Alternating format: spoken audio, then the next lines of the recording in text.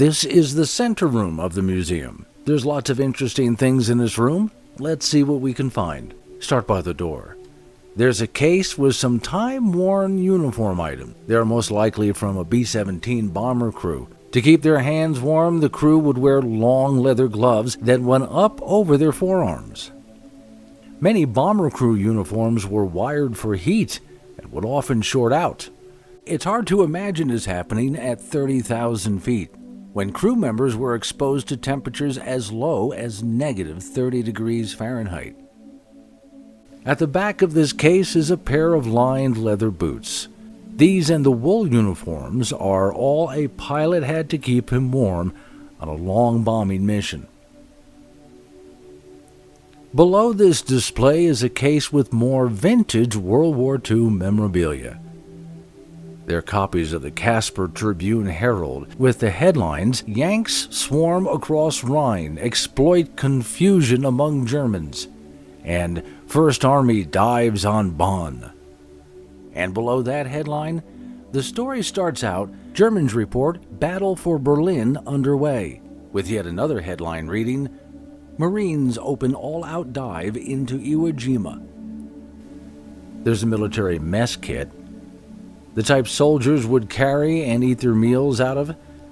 Imagine being hungry out in the field. I'm sure the sea rations would taste great no matter what was on the menu. Next to these yellowing relics of news coverage sits what might look a bit out of place in a military museum, a hand-operated bit and brace. Used before power tools, these tools were used to drill into the massive beams that constructed Hangar 1 here at the museum. In the next case, it's a step back, before modern computers, to a time when pilots would navigate with slide rules and paper dial-type computers. These would be used to calculate everything from crosswind information to headwind data. Even fuel consumption and navigational info could be derived from these simple handheld analog devices. Turning left is a long wall of instruments used primarily in warbirds. Included in this collection is the famous Norton bomb sight. This was one of the key pieces of a top-secret technology that made Allied bombers effective in World War II. We also have a radio compass from a B-17 flight simulator and various other instruments.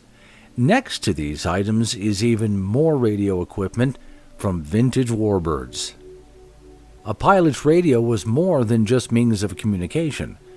The radios were used to guide the plane in on a directional radio signal. Next, moving counterclockwise around the room, we have a case with gas mask, first aid items, and strangely, an unopened package of lifesaver mints. I wonder what they would taste like today.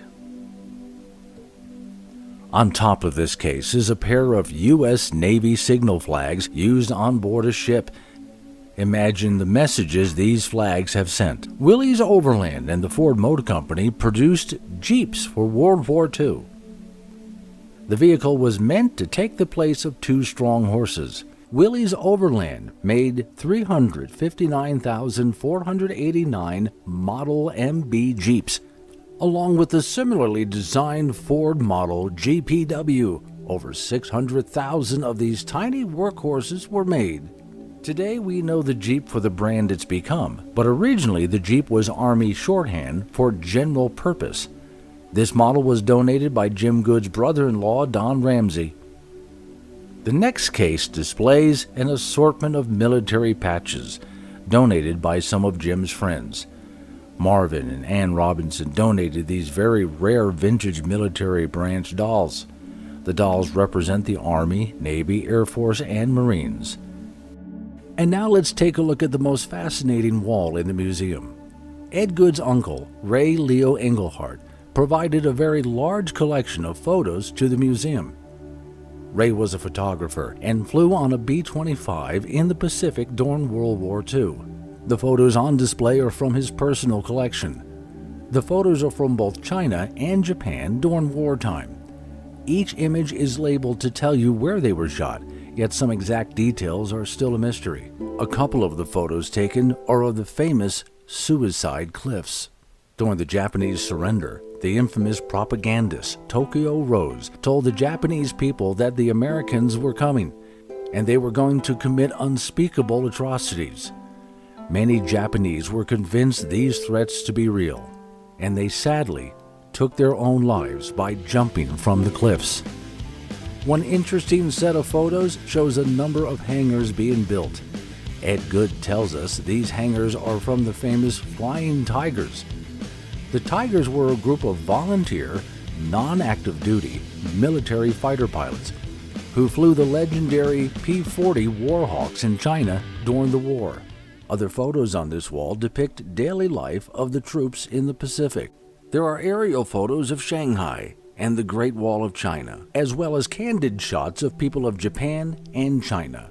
You could spend hours looking at this wall alone. If a photo speaks 1,000 words, this wall speaks millions. Now, let's see what's in the next room, shall we?